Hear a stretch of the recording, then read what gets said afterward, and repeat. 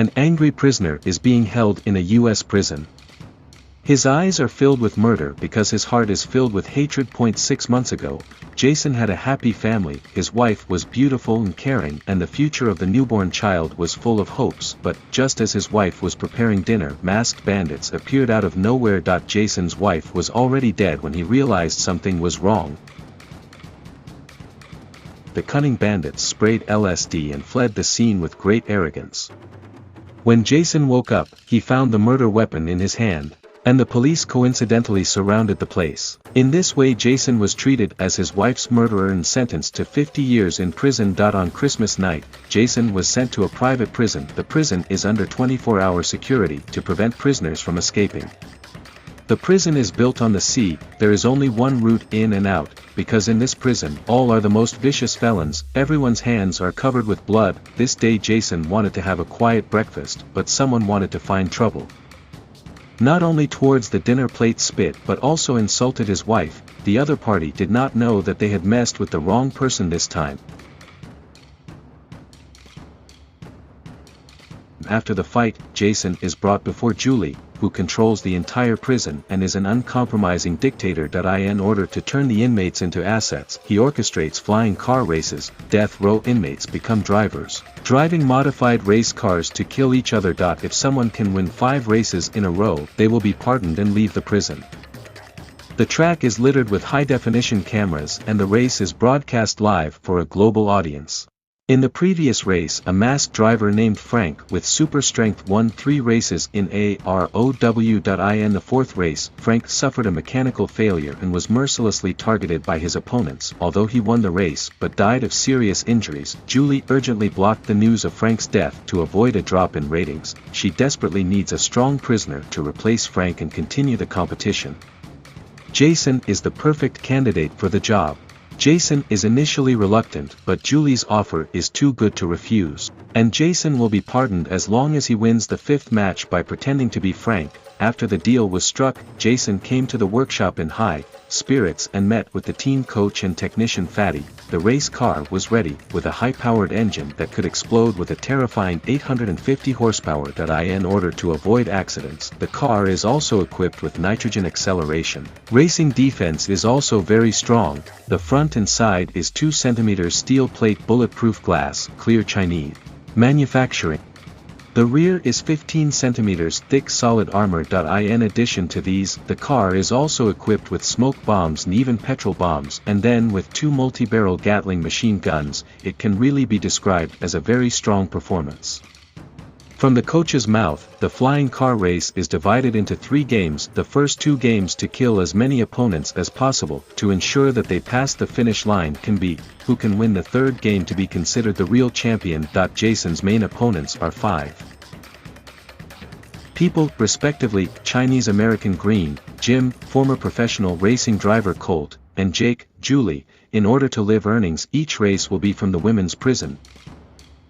The selection of hot beautiful inmates to act as a racer's navigator. Jason's navigator, Keith, is even more powerful and has helped Frank many times to save the day.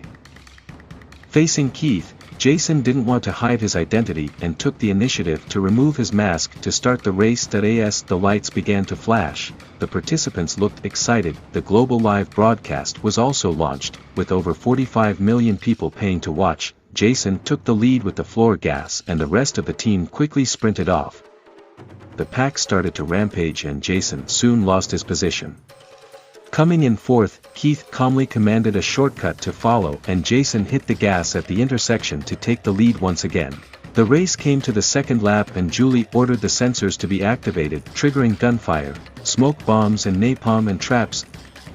Jason lacked experience in his first race and failed to activate the weapons and was caught by the enemy behind the car, firing wildly with Gatling machine guns. But the driver's skills were really poor and in turn was found to be broken by Green, who was excited at this point that he was looking at Colt in front of him, who didn't want to be killed and rushed to escape from the steel spikes to launch a counterattack.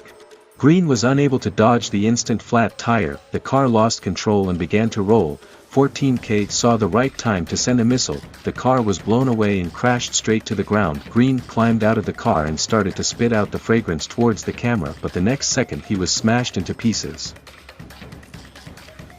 The last lap of the race, Jake equipped with a giant Gatling, the power is really amazing, coupled with Colt stalking. Jason's armor was in tatters. Jason asked Keith to unload the petrol bomb, using the passenger's ejector seat, and popped the petrol bomb high up, and the oil suddenly spurted to cover the whole car. Without waiting for Colt to react, Case had already thrown out the cigarette lighter and the car was instantly engulfed in flames. After a fierce struggle, Jason always occupies the first place and thought he had won immediately, but inadvertently, he saw that the provocative gesture made by Jim was exactly the same as that of his wife's murderer. Jason, who was distracted by this, was hit hard by Jake and stopped on the side of the road, eventually finishing 6th. The car also became a lot of holes. See the horror of the race. Jason clearly said not to participate. Julie was prepared for this and pulled out a photo of Jason's child, and threatened him. So Jason had to compromise. Again, that night he came to the workshop in anger that he wanted to ask Jim for clarification. But he was prepared. Jason was caught unawares and tied around the neck, and Jim was unceremonious, swinging a big wrench to kill, but the next second a sharp pain from behind. It turned out to be Fatty arrived in time. While the other party tormented Fatty, Jason picked up the steel block and began to counterattack Jim, whereas Jason's opponent can only explain the truth of the murder of his wife. The company's main business is to provide a wide range of products and services to the market. Unfortunately, the prison guard suddenly appeared and electrocuted Jason to save Jim. The second race was held as scheduled when everyone rushed out of the starting point.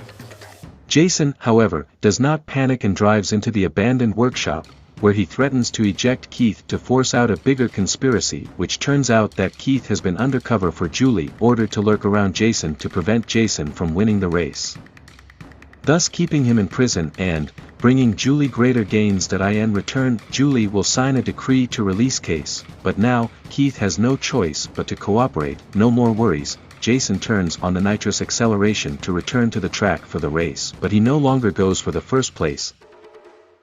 Instead, he set his sights on Jim, his wife's killer, and he turned his car around and fired on all cylinders. And Jim starts shooting wildly at each other until he presses past the shield to activate the smoke grenade. Jim was blocked from view by the smoke and dodged and crashed badly. Seeing that Pi Right High was not killed by the crash, Jason immediately reversed his car and returned. Meanwhile, Julie, in order to make the race more exciting, sends out a big killer called the Dreadnought. The Dreadnought was equipped with heavy firepower and started pouring ammunition on the riders. A time of flames everywhere. Explosion 4.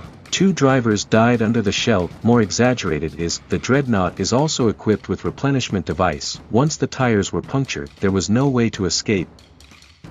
And in the face of the bullthick cannon, the 14K could only die of hatred. The two of them are forced to overtake the car and press through the skeleton to activate the trap. In reality, they are ready to kill Jason. It is convenient to plant a bomb on Jason's racing car. Later that night, Jason reaches out to Jake with a super daring. The third race soon arrives and Julie is bottomless, so to speak. To stop Jason from winning, she controls the sensor system and allocates all the resources to Jake. With so much equipment, Jake pours crazy fire on Jason and sees the tail armor to be pierced. Jason took the risk to remove the shield, but Jake's extreme reaction to avoid the impact, followed by Jake fired a series of rockets. The target is not Jason's car but the prison wall. To blow up the gap, the two began to break out of prison one after the other. It turns out that Jason and Jake have been acting in order to paralyze Julie. Julie is furious to detonate the explosives, but never thought that the bomb had long been defused by the coach. Jason threw down the spare fuel tank and stopped the large number of pursuing police cars on the bridge. The helicopter in the sky but followed closely. Jason took the initiative to cover. Jake lured the helicopter to the pier, jumped off the car in the night. It turns out that Keith has already got a release order and will be safe and sound even if he is caught. With Keith's help, Jason and Jake managed to rendezvous. Running away by train, Julie learned that Jason had been apprehended and the ratings reached a new high the next second. But silly, casually open the gift on the table. I adore this game.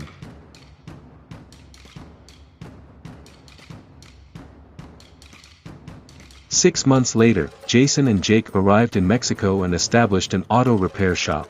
Keith arrived shortly after, and Jason not only regained custody of his children but also gained new friends and a new love.